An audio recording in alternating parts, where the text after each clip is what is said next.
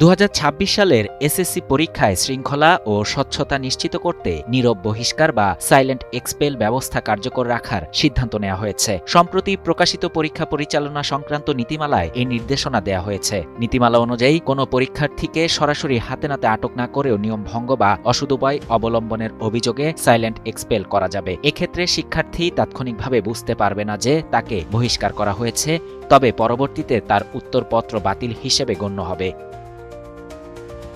পরীক্ষার হলে কোনো শিক্ষার্থী কথা বলা, ঘাড় ঘোরানো, অন্যের খাতা দেখা বা সন্দেহজনক আচরণ করলে দায়িত্বপ্রাপ্ত পরিদর্শক তার বিরুদ্ধে নীরব বহিষ্কার প্রয়োগ করতে পারবেন। এতে প্রকাশ্যে কোনো ব্যবস্থা নেওয়া না হলেও সংশ্লিষ্ট পরীক্ষার্থীর উত্তরপত্র পরে বাতিল করা হয়। নির্দেশনায় বলা হয়েছে, কোনো পরীক্ষার্থীকে বহিষ্কার বা নীরব বহিষ্কার করা হলে তার সৃজনশীল উত্তরপত্রের কাভার পৃষ্ঠার প্রথম অংশ না ছিঁড়ে পর্যবেক্ষক প্রতিবেদনের সঙ্গে বোর্ড নির্ধারিত গোপনীয় ফর্ম পূরণ করতে হবে। পরীক্ষা শেষে ওই পরীক্ষার্থীর উত্তরপত্র আলাদা প্যাকেটে সংরক্ষণ করতে হবে। প্যাকেটের উপর লাল কালিতে স্পষ্টভাবে রিপোর্টেড লিখে অন্যান্য উত্তরপত্র থেকে পৃথকভাবে পরীক্ষা নিয়ন্ত্রকের দপ্তরে জমা দিতে হবে। এছাড়া নীরব বহিষ্কারের ক্ষেত্রে কারণ অবশ্যই পর্যবেক্ষকের প্রতিবেদনে বিস্তারিতভাবে উল্লেখ করার নির্দেশ দেওয়া হয়েছে।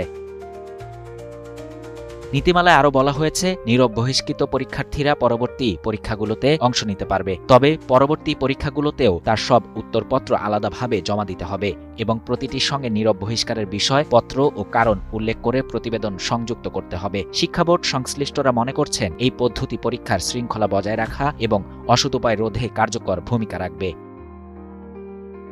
শাহরিয়ার শাফাত, বাংলা নিউজ 24।